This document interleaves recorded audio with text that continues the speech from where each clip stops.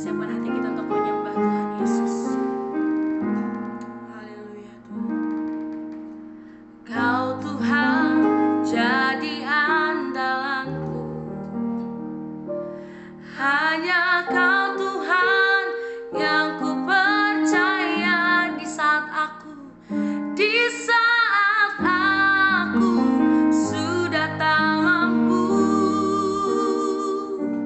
Hanya Yesus sanggup melakukannya. Aku percaya ada mukjizat. Aku percaya Tuhanku dahsyat, perbuatan ajaib Tuhan. Yes, amin. Telah dikerjakannya. Aku percaya ada mukjizat. Benar ya Tuhan, hanya Engkau yang menjadi andalan kami Tuhan. Kau Tuhan jadi andalanku, hanya Kau Tuhan yang ku percaya di saat aku sudah tak mampu. Hanya Yesus sanggup melakukannya. Aku percaya, ya haleluya, ada mukjizat. Aku percaya Tuhanku dahsyat, perbuatan ajaib telah dikerjakannya. Aku percaya ada mukjizat. Aku percaya ada mukjizat. Aku percaya Tuhan, percaya Tuhanku dahsyat, perbuatan ajaib telah dikerjakannya. Aku percaya ada mukjizat. Aku percaya ada mukjizat. Aku percaya ada mukjizat. Aku percaya Tuhanku dahsyat. Aku percaya Tuhanku dahsyat. Haleluya. Kami percaya ya Tuhan, kami memiliki Tuhan yang dahsyat, Tuhan yang ajaib atas kehidupan kami. Kami mau diperbarui melalui renungan hari ini ya Tuhan. Ajar kami memahaminya ya Bapa. Dalam nama Tuhan Yesus kami berdoa dan mengucap syukur. Haleluya. Amin. Shalom Bapak Ibu Saudara-saudari sekalian. Kita berjumpa lagi untuk melaksanakan renungan pada hari ini. Renungan hari ini berjudul Tetap Menjadi Berkat di Tengah Masa yang Sulit. Berangkat dari 1 Raja-Raja 17 ayat yang ke-7 sampai 16. Pada awalnya Allah mencipta manusia menurut gambar dan berdasarkan keteladanan Allah. Gambar dan keteladanan Allah yang terdapat dalam diri manusia inilah yang menyebabkan manusia menjadi makhluk paling mulia dari semua makhluk yang ada. Hal inilah yang menyebabkan manusia memiliki hubungan yang spesial dengan Allah. Manusia dapat bergaul karib dengan Allah, berbahagia bersama Allah selama-lamanya. supaya manusia tetap dalam keadaan damai, sukacita, dan mengalami kebahagiaan sejati. Allah memberikan petunjuk yang harus dilaksanakan. Tujuan pemberian petunjuk itu supaya manusia tetap dalam lingkup kasih dan kemurahan Allah. Tetapi manusia lebih mengedepankan kebebasannya untuk melanggar firman Tuhan. Hal inilah yang menyebabkan manusia pertama jatuh ke dalam dosa. Jatuhnya manusia ke dalam dosa menyebabkan mereka terpisah dari Allah, menjadi pribadi yang mengalami rasa takut dan bersembunyi di tengah-tengah pohon yang terdapat pada Taman Eden. Kepribadian mereka terguncang. Setelah berdosa, mereka tidak berani berhadapan dengan Tuhan seperti sedia kala. Dosa yang menyebabkan manusia mengalami permasalahan hidup terus-menerus. Manusia tidak mampu melepaskan dirinya dari kekuatan dosa yang mengikat dirinya. Manusia membutuhkan sosok yang tidak berdosa untuk membuka ikatan dosa tersebut. Manusia membutuhkan juru selamat untuk membebaskan dirinya dari lumpur dosa itu. Untuk itulah Yesus datang ke dunia ini.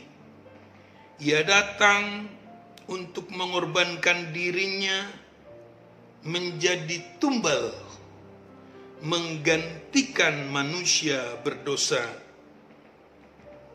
Dengan kematiannya, ia telah menanggung hukuman yang semestinya ditempakan kepada manusia. Karena kasihnya, ia berkorban. Dari sudut pemenuhan tuntutan hukum, ia merelakan dirinya untuk mati di kayu salib. Dengan demikian, karya penyelamatan yang dilakukan Yesus Kristus sempurna dari berbagai tuntutan pihak penggugat.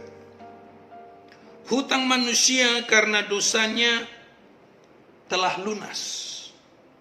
Manusia berdosa yang percaya kepadanya akan memperoleh keselamatan kekal. Sebagai ungkapan syukurnya kepada Tuhan yang telah menyelamatkannya, manusia wajib berbuat baik. Perbuatan baik tersebut bukan untuk mendapatkan keselamatan, tetapi karena telah diselamatkan. Inilah doktrin keselamatan dalam agama Kristen yang sangat berbeda dengan pemahaman pengajaran keselamatan pada agama-agama lainnya. Setelah percaya kepada Tuhan bukan berarti hidup kita tanpa masalah. Orang Kristen tidak memiliki hak istimewa untuk tidak menghadapi permasalahan hidup. Karena permasalahan yang dihadapi mungkin saja karena sikap pribadi yang kurang tepat atau pengaruh negatif lingkungan dan atau karena keinginan iblis. Salah satu permasalahan hidup yang dihadapi janda Sarfat adalah krisis pangan global yang cukup panjang. Penyebab krisis tersebut adalah karena musim kemarau yang berkepanjangan. Mengapa hal tersebut terjadi? Karena Raja Israel dan masyarakatnya meninggalkan Tuhan serta beribadah kepada Baal.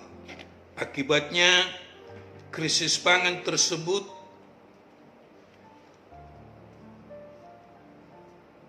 persediaan makanan susah didapatkan. Termasuk janda Sarfat tersebut. Dalam keadaan seperti itulah Nabi Elia minta sepotong roti dan sedikit air minum dalam kendi kepadanya. Mendengar permintaan tersebut, janda Sarfat itu berkata demikian, "Demi Tuhan Allahmu yang hidup, sesungguhnya tidak ada roti padaku sedikit pun, kecuali segenggam tepung dalam tempayan dan sedikit minyak dalam buli-buli. Aku mau pulang dan mengolahnya bagiku dan bagi anakku, dan setelah kami memakannya, maka kami akan mati." Hal itu tertulis dalam ayat yang ke-12. Setelah Elia mendengarkannya, ia pun berkata, "Pulanglah, buatlah bagiku sepotong roti bundar lebih dahulu, barulah kamu buat bagimu dan anakmu." Tentu saja terdapat permasalahan besar dalam hal ini, yakni tepung tinggal segenggam dan minyak yang hanya sedikit. Itu pun harus diberikan kepada orang lain terlebih dahulu. Setelah itu mereka tidak akan kebahagiaan lagi. Roti bunda terakhir harus diberikan kepada orang lain. Persediaan makanan yang semestinya untuk dirinya dan anaknya harus diberikan kepada hamba Tuhan yang memintanya.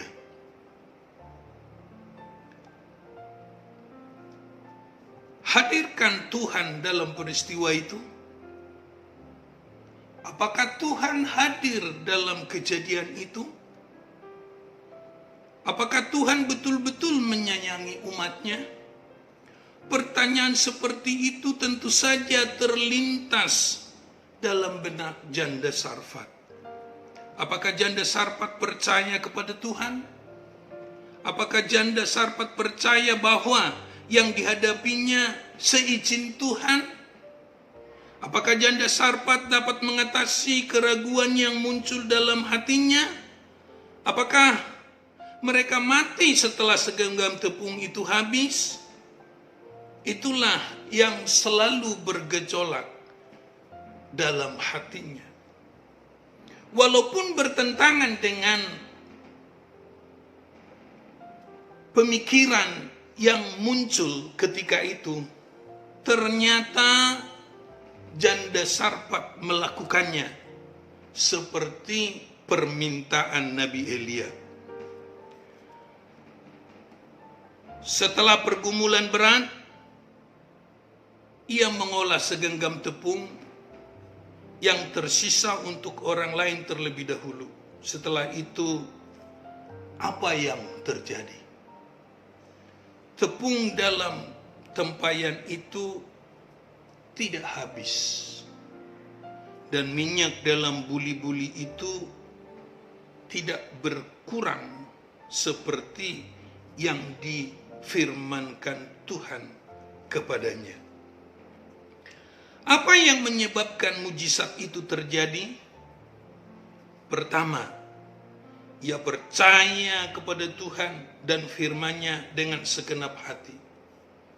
Kedua, bertindak berdasarkan iman yang dimiliki, walaupun sulit untuk dimengerti, tetapi ia melakukan permintaan Nabi berdasarkan percaya kepada Allah. Ketiga, di tengah ketakutan akan kehabisan makanan, tetapi masih terdapat niat tulus untuk membantu orang lain. karena umatnya dipanggil menjadi garam dan terang dalam kehidupan ini. Orang Kristen dipanggil menjadi terang di tengah gelap kehidupan. Karena itu setiap orang yang menyediakan dirinya menjadi saluran berkat bagi orang lain, walaupun dalam keadaan yang sulit, ia selalu berada dalam perhatian Tuhan. Orang yang menempatkan dirinya menjadi berkat bagi orang lain, orang itu akan selalu berada di dalam perhatian Tuhan secara terus-menerus. Marilah kita melakukan tugas dan panggilan kita menjadi berkat bagi orang lain, walaupun kadang-kadang untuk melakukannya kita harus menghadapi kesulitan. Terpujilah nama Tuhan, kekal sampai selama-lamanya. Kita harus berjuang sedemikian rupa untuk mengimplementasikan kehidupan kita di tengah-tengah bangsa, lingkungan gereja saat ini. Amin untuk firman Tuhan. Sebelum kita menutup renungan hari ini, mari kita berdoa. Terima kasih Tuhan atas firman yang telah kami dengar saat ini, bahwa kami dipanggil menjadi berkat walaupun kami kadang-kadang harus menghadapi kesulitan. Oleh karena itu Tuhan, berikanlah kepada kami kekuatan sehingga kami mampu melakukannya. Kami juga berdoa untuk sidang jemaat-Mu yang sakit pada hari ini. Kami percaya kesembuhan bilur-bilur-Mu adalah bagian dari pengorbanan-Mu menyembuhkan orang sakit, menghibur orang yang sedih, menguatkan orang yang lemah, dan memberkati setiap orang yang berharap sepenuhnya kepada Tuhan. Kami serahkan tugas dan pekerjaan kami hari ini ke dalam pimpinan dan pemeliharaan-Mu. Kami percaya hanya dalam pemeliharaan Tuhan kami boleh aman dan sejahtera. Terpujilah nama-Mu, kekal sampai selama-lamanya. Dalam nama Yesus kami berdoa. Amin.